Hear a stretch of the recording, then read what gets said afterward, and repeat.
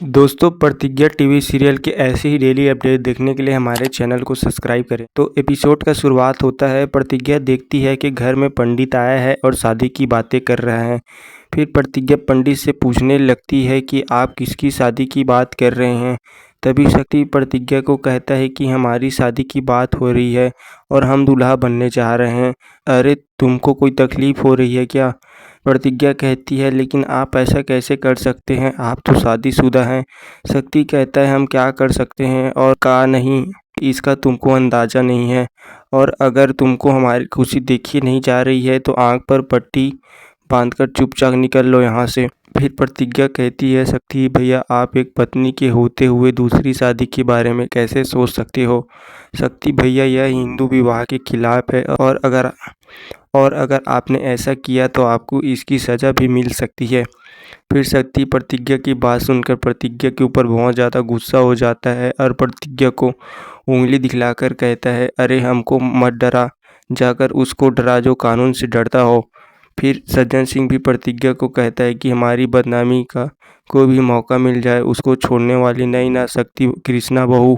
अरे कैसे तन के सबके सामने कुछ भी बोल देती हो बेहूदी। तुमने हमारी इज्जत को चीरकर पोंछा बना दिया। जब से घर में आई है तब से समस्या पर समस्या, समस्या पर समस्या कर रही हो। और तुम ना अपने फालतू के वसूल को अपने पास ही रखो, काहे कि हम जानते हैं कि तू शक्ति की खुशी में खुश नहीं रह सकती। तभी वहाँ पर कृष्णा भी आ जाता है। फिर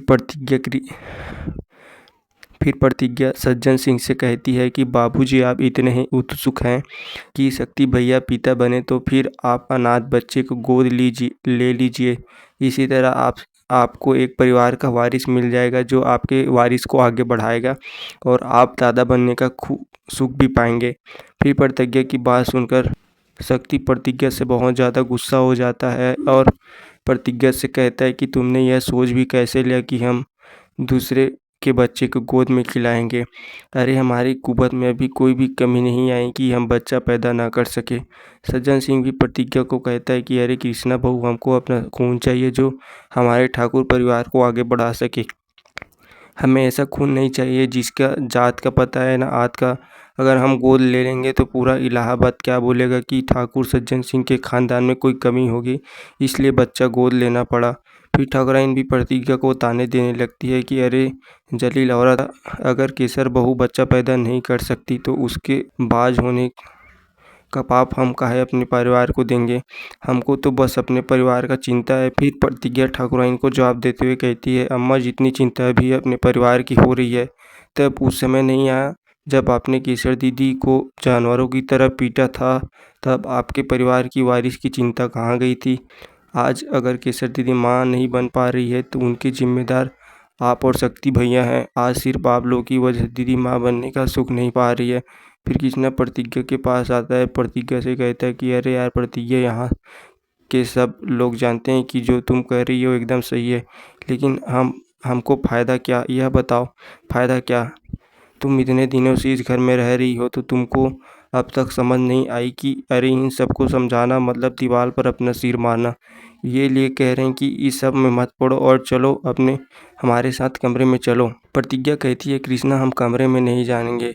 हमारे आंखों के सामने केसर दीदी के साथ गलत होते हुए नहीं देख सकते हैं। फिर कृष्णा कहता है, अरे केसर तुम्हारी दीदी है, बीवी नहीं। अरे वह शक्ति भाई की बीवी है। शक्ति भाई और भौजाई का आपस का मामला है, तुम काहे उसमें टांग लड़ा रही हो? प्रतिज्ञा कहती है, नहीं कृष्णा, हम इन लोगों को गलत काम करने नहीं देंगे, क्योंकि यह लोग जो काम करने जा रहे हैं वह कानून की नज़रों में गुनाह है और अगर इन लोगों ने गुनाह करने की कोशिश की तो सब के सब जेल जाएंगे। फिर कृष्णा सज्जन सिंह ठाकुराइन और शक्ति को कहता है कि सुन लो प्रतिज्ञा की बात।